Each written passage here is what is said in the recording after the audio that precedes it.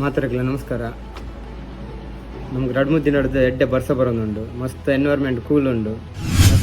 ಮಸ್ತ್ ಎಡ್ಡೆ feel ಆಗೋದುಂಡು. But ಈ ವಿಷಯ ನಮ್ಮ ಒಂಜಿ ವಿಷಯ ಭಾರಿ ಆಲೋಚನೆ ಮಲ್ಪನ ವಿಷಯ ಉಂಡು.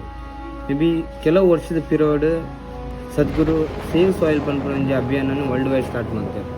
ಬಟ್ ಒಂದು ವಿಷಯ ಹೆಚ್ಚಿನ ಜನಕ್ಕೆ ಅರ್ಥ ಆದ ದಾದ ವಿಷಯ ನಮ್ಮನ್ನ ಭೂಮಿ ದಾದ ಅಂಚಿನ ಹಾಳಾತಂದು ಏರೆಗ್ಲ ಅರ್ಥ ಆಯ್ತು.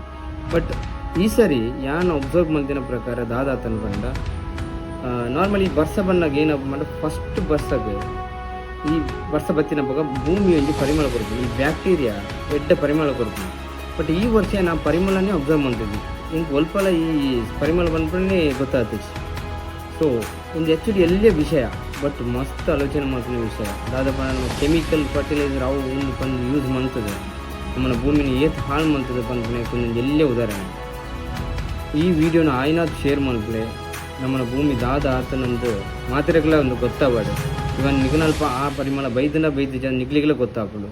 ಆಯ್ನ್ ಮೋಸ್ಟ್ ಆಯ್ನಾಥ್ ಈ ವಿಷಯ